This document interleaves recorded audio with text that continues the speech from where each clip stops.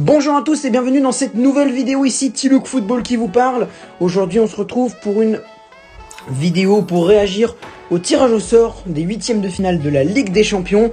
8 affiches sont donc au programme de ces huitièmes de finale. Le tirage au sort a été effectué ce lundi 14 décembre à midi à Nyon, suivant après le tirage au sort de la Ligue Europa. On en parlera un petit peu avec le match entre Lille et l'Ajax Amsterdam. Mais on va privilégier l'UEFA Champions League parce que j'y connais les 8 affiches par cœur, parce que comme vous le savez, c'est plus facile d'apprendre 8 affiches que 16. Surtout quand c'est l'Olympiakos et toutes des équipes un peu moins connues. Bref, on va tout de suite rappeler les 8 affiches avant que je ne fasse un bref ressenti sur ce match. Pourquoi un bref? Sur ces matchs.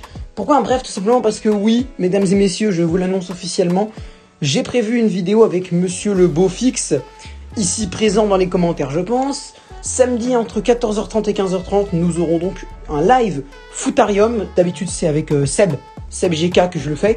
Et bah là ça sera avec le Beau Fixe, un petit changement. Donc du coup voilà, donc c'est fait, 14h30, 15h30, libérer un créneau, samedi 19 décembre, donc on est en week-end, donc normalement ça devrait aller. Ensuite à 16h15, on va se faire un petit Barça-Valencia, et à 21h, Nice-Lyon pour la Ligue 1. Donc maintenant les 8 affiches de la Ligue des Champions, pour ceux qui ne les connaissent pas entièrement, voici les 8 affiches. L'Atlético Madrid tombera contre Chelsea, la Lazio Rome tombera contre le Bayern Munich, le Borussia Mönchengladbach tombe contre Manchester City, le FC Porto affrontera la Juventus de Turin, le RB Leipzig tombe contre le Liverpool, le FC Barcelone jouera contre le Paris Saint-Germain, tandis que l'Atalanta Bergame recevra le Real Madrid et que le FC Séville jouera contre le Borussia Dortmund, qui vient de perdre d'ailleurs son entraîneur Lucien Favre, limogé hier au début d'après-midi, il me semble, ou alors c'est aujourd'hui, je sais plus trop. En tout cas, l'ancien entraîneur niçois n'est plus donc l'entraîneur du BVB. Alors on va commencer du coup par le match entre l'Atlético Madrid et Chelsea. Alors pour moi, je pense que l'Atlético Madrid va perdre ce match. Pourquoi? Parce que malgré une solide défense composée notamment de Renan Lodi, de Stefan Savic ou encore de Felipe, je pense que cette équipe, l'attaque est un peu redondante. Comme j'ai dit samedi dernier lors de mon live avec Real Madrid Atlético, je trouve que Joao Félix a vraiment perdu d'intensité. Il était vraiment considéré comme l'un des meilleurs espoirs à l'âge de 20 ans quand il était encore dans le championnat portugais. Et depuis qu'il a rejoint la Liga, je sais pas, il a un peu plus... il a du mal à s'imposer dans cette attaque de l'Atlético Madrid, et ça s'arrange pas du tout avec l'arrivée de Luis Suarez. Donc je pense que Joao Félix, bon, il pourrait très bien remonter la pente, il pourrait très bien devenir l'un des meilleurs attaquants de Liga, et il va le devenir, c'est une prédiction. Mais en tout cas pour moi je le trouve un petit peu en dessous, et je pense que Chelsea va en profiter avec son mercato magnifique, notamment le recrutement de Kai Havertz, que je trouve vraiment très très bon. Olivier Giroud qui est en super forme et qui je pense ne sera encore en février-mars. Pour moi les Blues de Chelsea ont toutes les cartes pour battre l'Atlético Madrid. On approfondira ça samedi prochain. Ensuite, on continue avec le deuxième live, la Lazio Rome contre le Bayern Munich. Pour moi, il n'y a pas de débat. Les Laziales, pour moi, vont s'incliner face au Bayern Munich. Pourquoi déjà? Parce que c'est le Bayern Munich, parce qu'il y a Robert Lewandowski, parce qu'il y a Serge Gnabry, parce qu'il y a beaucoup de joueurs très talentueux dans cette équipe bavaroise. Tu me diras pareil du côté de Lazio, notamment avec Sergej Milinkovic-Savic. Mais le Bayern Munich est le tenant du titre de la Ligue des Champions, et malgré quelques mauvaises performances en Bundesliga ces derniers temps, ils sont quand même très très bons, et franchement la Ligue des Champions, à mon avis, ils les perdront pas en huitième de finale, surtout contre la Lazio Rome, qui n'a pas pour moi le profil pour aller ne serait-ce qu'en quart de finale. Peut-être dans les prochaines années avec plus d'expérience, mais pour le moment en tout cas, aller déjà en huitième de finale c'est très très bien, et je sais que la Lazio essaye d'aller dans les 4 premières places de Serie A, donc on verra peut-être les Laziales l'année prochaine en Ligue des Champions. Donc Bayern Munich qualifié en même temps que les Blues de Chelsea. Troisième match, le Borussia Mönchengladbach contre Manchester City. Pour moi, malheureusement, oui, parce que je supporte un petit peu Mönchengladbach, avec notamment Marcus Thuram dedans, un ancien Guingampais. Vous connaissez mon affection pour l'en avant de Guingamp, donc Marcus Thuram en fait partie. Enfin, en faisait partie, mais pour moi, il en fait toujours partie dans mon cœur, il en fait toujours partie, ce Marcus Thuram, qui nous a quand même amené en finale de Coupe de la Ligue. Bref, c'est pas le sujet. En tout cas, pour moi, le Borussia Mönchengladbach va malheureusement s'incliner. Pourquoi? Parce que Manchester City est une grande équipe au palmarès bien nourri, pas forcément en Ligue des Champions, mais en Première Ligue, ils se débrouillent extrêmement bien, même si en ce moment, c'est un petit peu redondant, ils ont quelques points de retard sur la première place, bon, voilà. Mais en tout cas, Pep Guardiola a quand même su bâtir une équipe très très forte, notamment avec Sergio Aguero, ou encore Riyad Mahrez, le pied gauche de Mahrez, ou encore Sterling aussi, Raheem Sterling, qui est très très bon. Vraiment, cette équipe de City a toutes les cartes pour battre Mönchengladbach. Par contre, contrairement au match Lazio-Bayern Munich, où là je vois une victoire sans appel en mode 3-1 à l'aller et 3-0 au retour, dans le genre, je vois City galérer quand même un peu face à Gladbach. Je les vois s'imposer, hein. Attention, je ne reviens pas sur ma décision, mais je pense que City va quand même un peu plus galérer, parce que la défense de Gladbach, notamment composée de Nico Elvedi, est franchement très très bonne. Et surtout le gardien aussi, Yann Sommer, qui est très très bon, le gardien de cette équipe de Borussia Mönchengladbach. Donc City va s'imposer pour moi, mais à mon avis, ils vont un petit peu galérer du côté de l'Allemagne. On poursuit avec le 4e match, le FC Porto qui affrontera la Juventus de Turin. Cristiano Ronaldo se trouvant dans l'équipe de la Juve, je pense qu'il n'y aura pas trop de problèmes, hein. La Juve devrait s'imposer du côté du Portugal.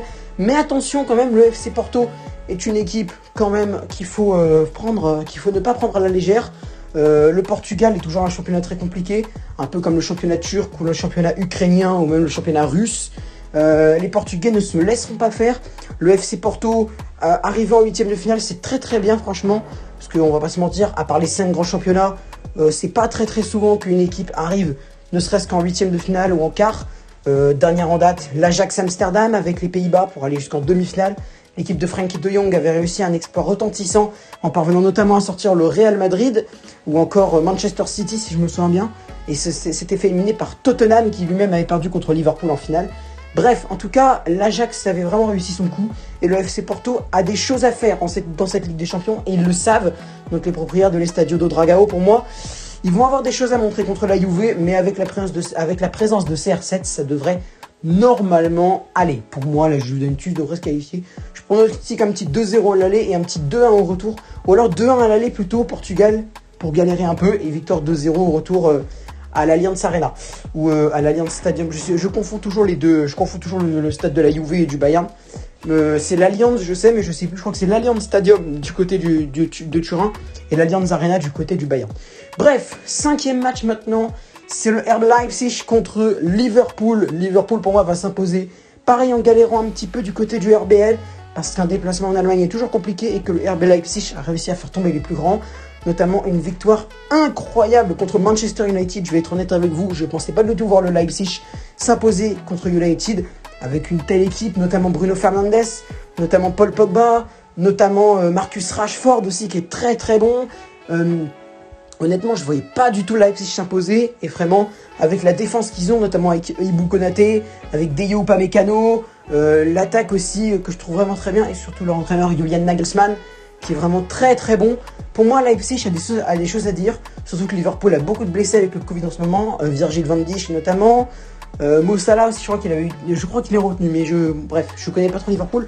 Il y a eu Fabinho aussi, l'ancien monégasque, qui avait été touché par le Covid, je crois. Il y avait eu Firmino ou Mané, je sais plus, bref, je me renseignais pas trop.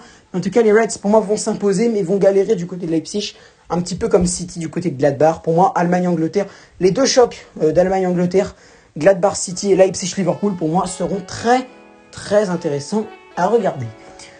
Le 6e match, Barça-PSG.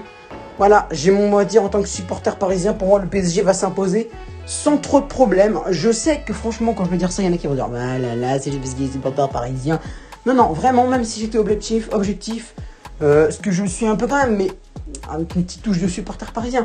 Mais je suis quand même un peu objectif. Cette équipe de Paris, même si elle galère en Ligue 1, a quand même des atouts et a quand même un classement largement meilleur que celui du Barça. Les Blaugrana ont vraiment du mal en ce moment.